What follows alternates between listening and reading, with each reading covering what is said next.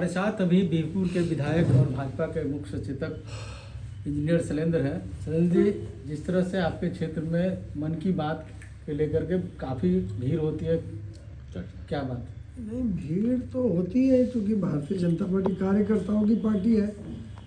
हमारे देश के यशस्वी प्रधानमंत्री नरेंद्र मोदी जी महीने का अंतिम रविवार को मन की बात के माध्यम से अपने कार्यकर्ताओं, अपने जनता के बीच में एक संदेश देते हैं।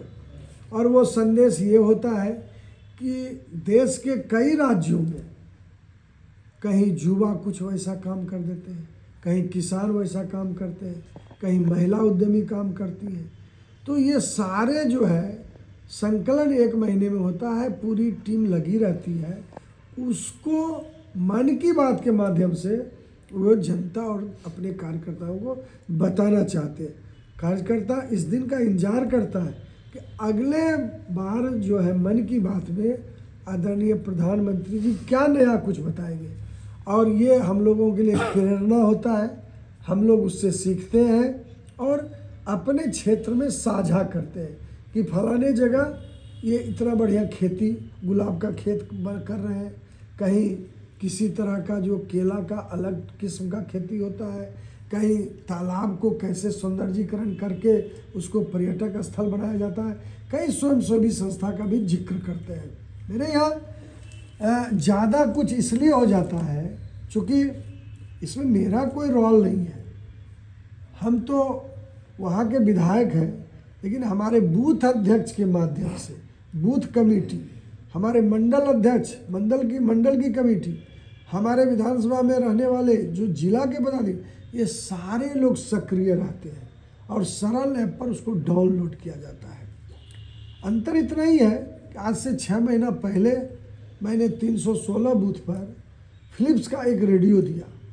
उसमें राष्ट्रीय अध्यक्ष जी, प्रदेश अध्यक्ष जी, दोनों डिप्टी सीएम आदरणीय सम्राट चौधरी जी, विजय सिन्हा जी का लोगो है, फोटो है उसमें।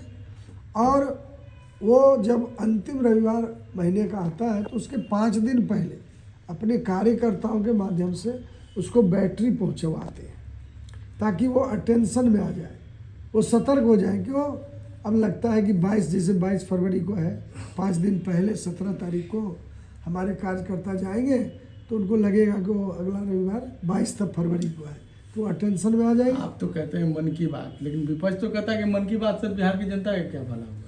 भाई, बिहार की जनता का अगर भला नहीं हो रहा है तो उनका जो है ये सुपड़ा साफ कैसे हो गया।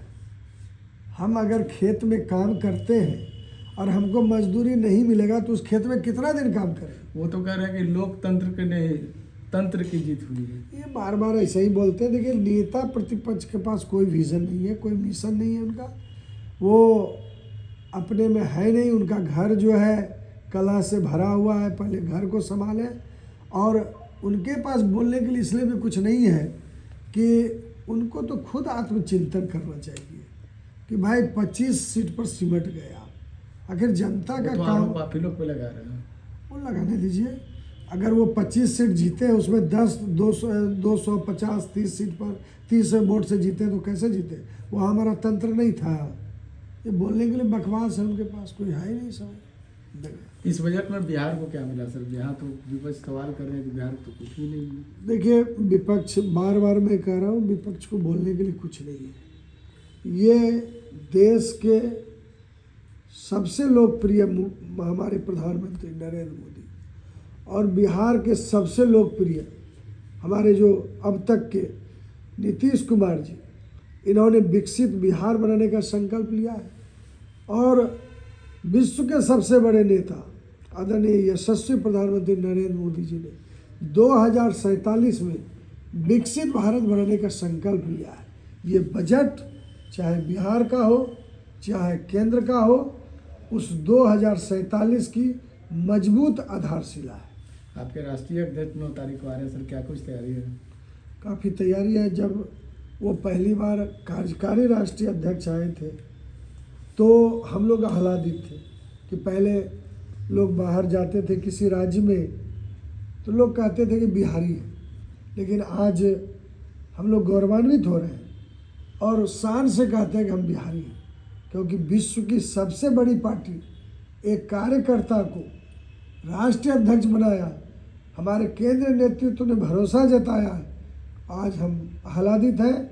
बीरपुर विधानसभा की तमाम कार्यकर्ता इंतजार कर रहे हैं कि 9 फरवरी को यशस्वी हमारे राष्ट्रीय अध्यक्ष नितिन नवीन जी आ रहे हैं, उनका हम स्वागत करेंगे। चलिए।